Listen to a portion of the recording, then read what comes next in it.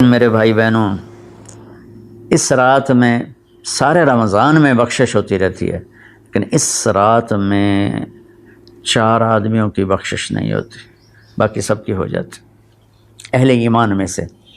تو 4 آدمیوں کی بخشش نہ ہونے کا مطلب یہ ہے کہ اگر یہ توبہ نہیں کرتے تو ان کے لیے معافی کوئی نہیں، اگر یہ توبہ کر لیں تو ایک دم معافی، ان کو بھی اللہ کی رحمت ان کو اپنے چھاؤں میں لے لے گی۔ پہلا ہے مدمن خمر، جو مستقل شراب کا عادی ہو، مستقل شراب پینے والا یا کوئی بھی نشہ کرنے والا جو آدمی کو مفلوج کر دیتا ہے۔ تو اس وقت میں نشہ خمر شراب ہی تھا، اب تو ہیروئن اور کوکین اور کیا کیا وہ ٹیبلٹس بھی ایسی آ گئی ہیں، ایک ٹیبلٹ 5-5 ہزار کی ہے، اور ہمارے کالج سکول کے بچے بچیاں اس میں بالکل 16-17 سال کی عمر میں اس میں پھنسے ہوئے ہیں۔ تو مدمن خمرن، شراب پینے والے کی بخشش نہیں ہوتی۔ دوسرا کون ہے؟ عاق لوالدیہ، یہ عجب لفظ ہے عاق۔ عاق عقا یعقو ہے، اس کا مطلب ہوتا ہے پھاڑ دینا، ٹکڑے ٹکڑے کر دینا۔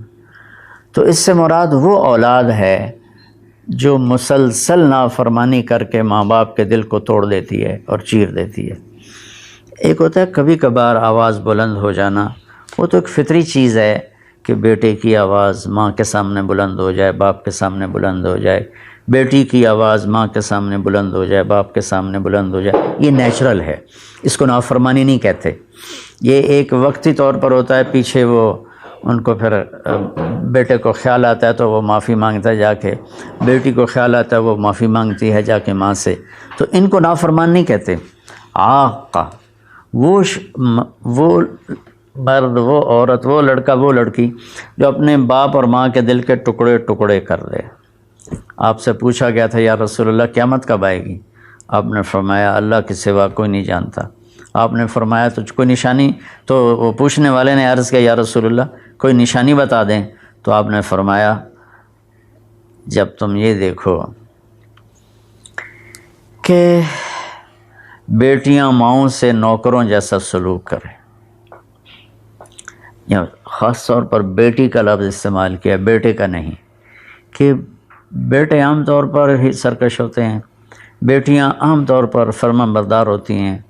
تو آپ نے فرمایا جب تم یہ دیکھو کہ بیٹیاں بھی ماؤں کی دل شکنی کرنے لگ جائیں اور عرب کے بدو لمبی لمبی عمارتیں بنانے لگ جائیں، تو سمجھنا کہ قیامت قریب ہے۔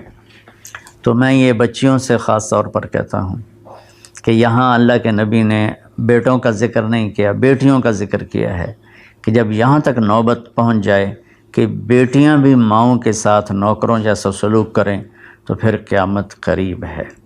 تو یہ بہت کامن ہو چکا ہے ہمارے گھروں میں، کیونکہ اس موبائل نے اور یہ کمپیوٹر نے، انٹرنیٹ نے ہماری ساری زندگی اس کے اندر کھپا دی ہے۔ ہمیں رشتوں کا لحاظ نہیں، رشتوں کی قدر نہیں، ایک دوسرے کے پاس ادب نہیں۔ میں جب بہت چھوٹا تھا تو میں نے اپنی ایک پچھلی نسل جو اب ساری ختم ہو گئی ہے، تو ان سب میں اپنے ماں باپ کا اتنا ادب ہوتا تھا کہ کوئی ان کے آگے چوں نہیں کرتا تھا۔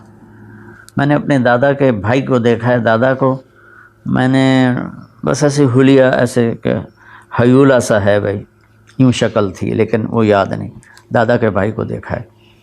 تو دادا کے بھائی کے جو بیٹے تھے نا، جب ڈیرے میں بیٹھتے تھے تو اپنے والد کے سامنے نہیں بیٹھتے تھے، پیٹھ کے پیچھے بیٹھتے تھے، حالانکہ دین کی کوئی خبر نہیں تھی۔ یہ اس وقت کی معاشرت تھی، مشرقی معاشرت۔ اب بھی آپ جائیں تھر میں تو ہندو عورتیں ہوں گی، جب گاڑی آئے گی تو ایک دم اپنا گھونگھٹ نیچے کر لیں گی، حالانکہ ہندو عورتیں۔ یہ تہذیب مشرق ہے۔ تو اسلام تو ویسے ہی عریانی فحاشی کی اجازت نہیں دیتا، تو ہماری تو مشرقی تہذیب بھی اس بات کی حامل ہے کہ عورت حیا کے پردے میں چھپی ہوتی۔ اور اللہ نے مجھے تاریخ پڑھنے کا بہت موقع دیا۔ دنیا میں یہ جو راجپوت قوم ہے، یہ آرین ہے، تو جب ان کی یہ قبل مسیح آئے ہندوستان میں، عیسیٰ علیہ السلام کی آمد سے پہلے ہندوستان میں آئے، پھر یہ خونخوار تھے اور آپس میں لڑتے تھے، تو پورا ہندوستان چھوٹی چھوٹی ریاستوں میں بٹا ہوا تھا۔ کبھی کسی راجا نے 5-10 ریاستیں فتح کر لیں ورنہ یہ اس طرح تقسیم تھا۔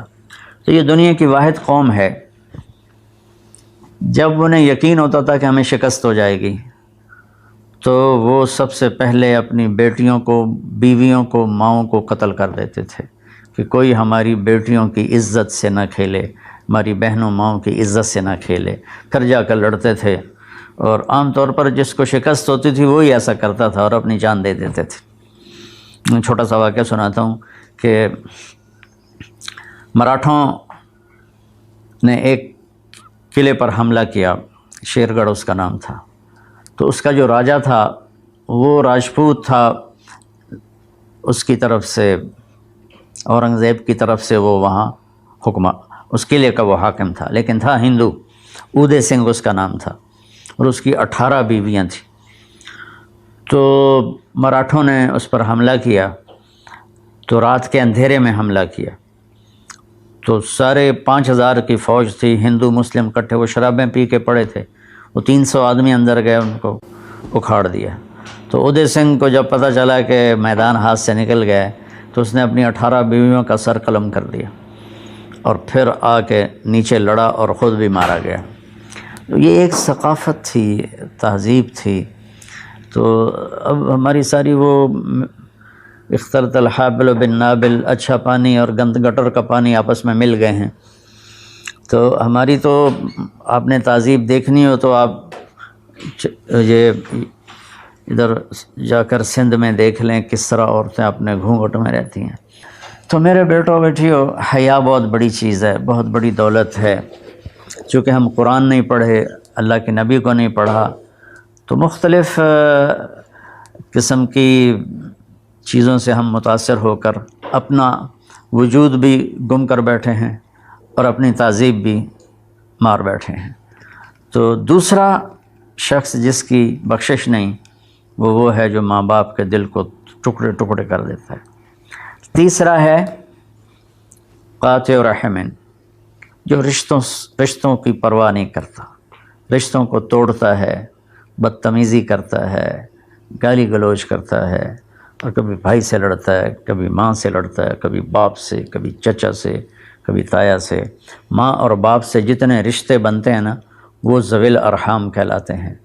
تو جو اپنے رشتوں کی قدر نہیں کرتا اور ان کو ذلیل کرتا ہے تو اس کی بھی بخشش نہیں ہوتی۔ چوتھا ہے الشاحن۔ شاحن کہتے ہیں جو دل میں بغض رکھے کسی کے لیے، دل میں کینہ رکھے کسی کے لیے، تو اس کی بھی بخشش نہیں ہوتی۔ تو دیکھو، میں سب کے سامنے ہاتھ جوڑتا ہوں، اگر کوئی